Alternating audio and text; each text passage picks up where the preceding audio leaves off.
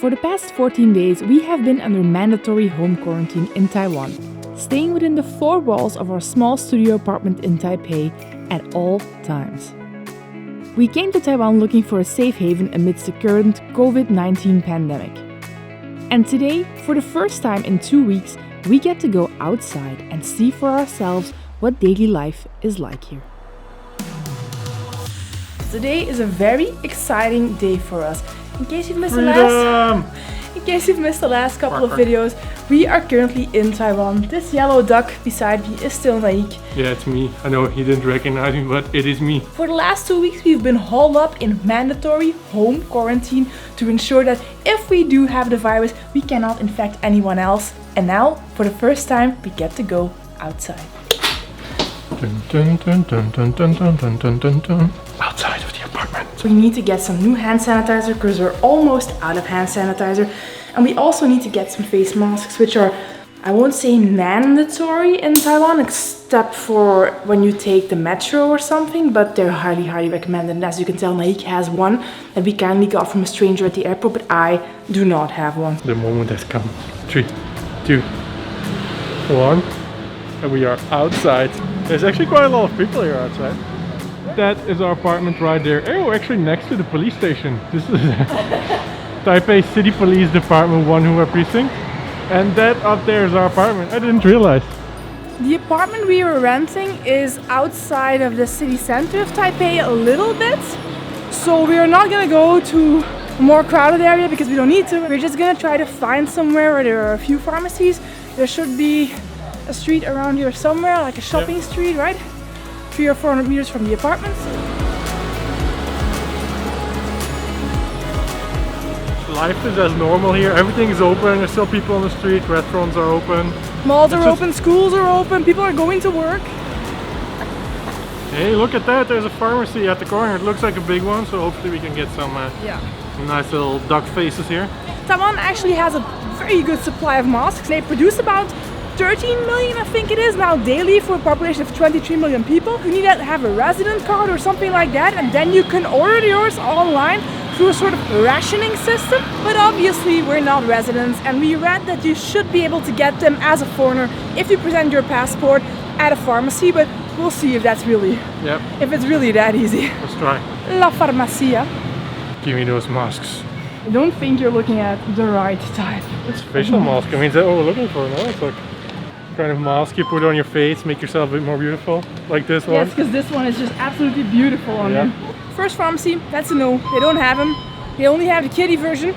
And I have a pretty big head, so I have a feeling that that's not gonna work. I would have been surprised if it was gonna be this easy. Oh my god, just one store further down the block. Literally the next door. Same store. Comfort mask. Medium. They also have hand sanitizer here. It is hand sanitizer, right? Because it's in Chinese writing. It says 99.9%, so I guess it's hand sanitizer. Alright, we got the masks. Thank you. That went surprisingly smooth. I am armed and not dangerous because I'm going to disinfect my hands. Safety first, safety first. I'm having a bit of a hard time adjusting to how normal life is here because it's already pretty different coming outside after you've been inside for 2 weeks, quarantined in that room, not being able to get out. Oh, surprise pull on the sidewalk.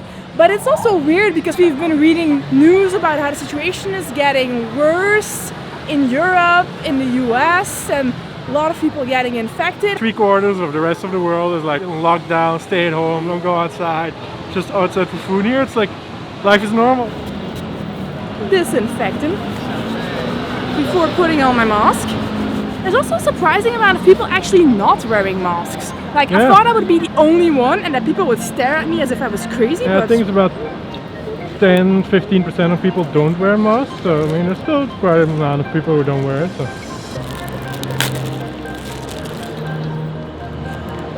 Can you please hold this? That's not how it works. Ah, yes, I know. I tie it. Okay, wait. Let's try that again. It's like having a small shout sometimes. It's worse. Because this one doesn't listen.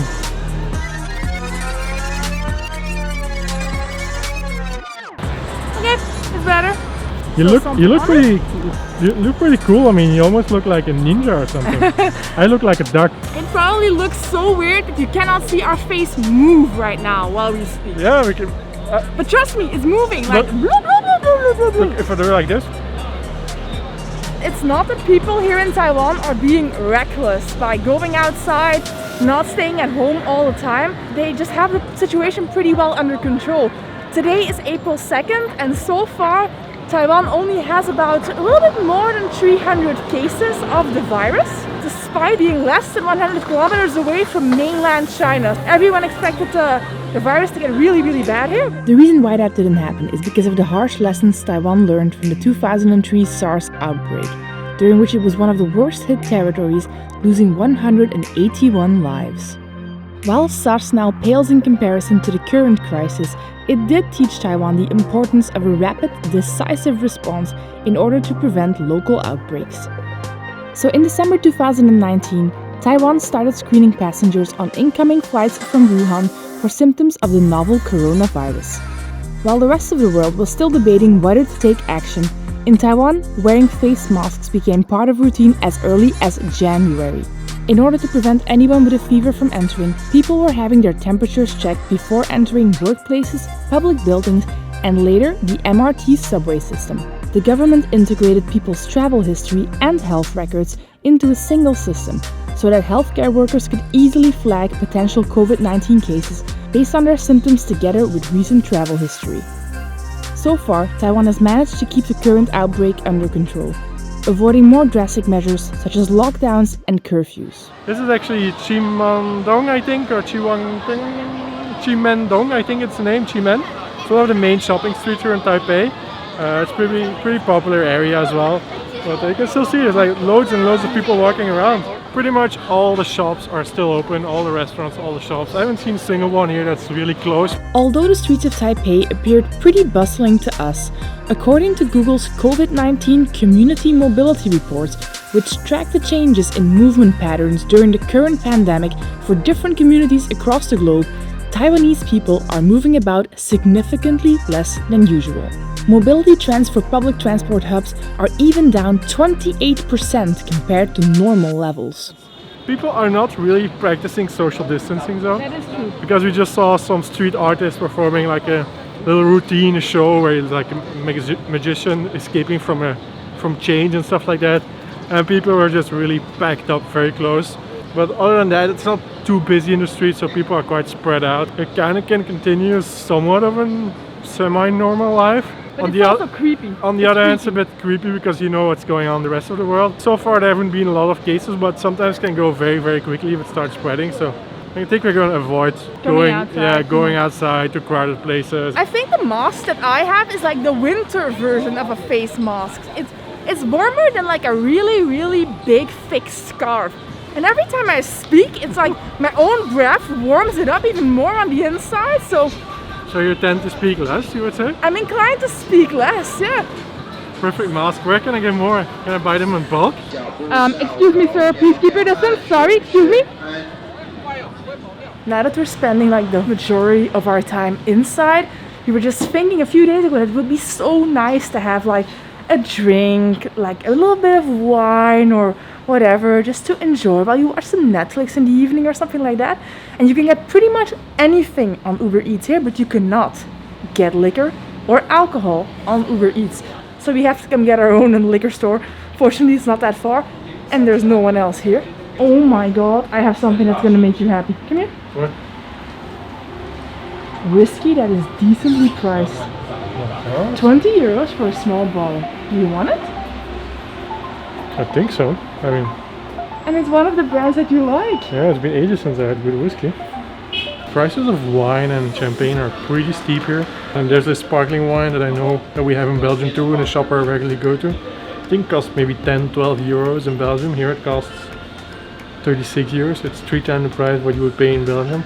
I know, I mean, it's imported from Europe and you have to pay some taxes, but 3 times the price seems... We should have brought our own alcohol when we came here. Yeah, we should. So we decided to buy a small bottle of whiskey and a bottle of Baileys because Kim really loves this stuff. I still can't believe that the Taipei Police Department or at least the precinct, was right next door the entire time.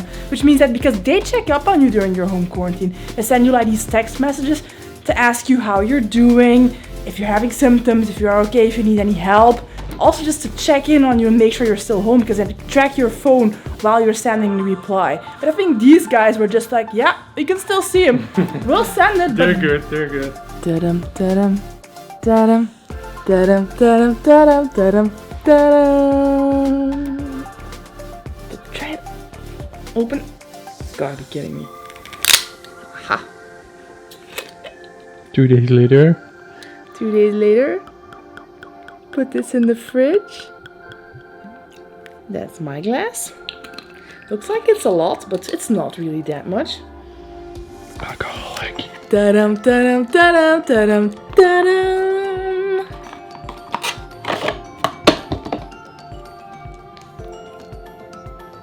It's been Kim-proofed. But wait, there's more. We got ourselves a small little snack. Kinderbuene, and we have put it in the refrigerator. Cheers. So it's nice and crispy. Cheers. You can see who is the heavy drinker here.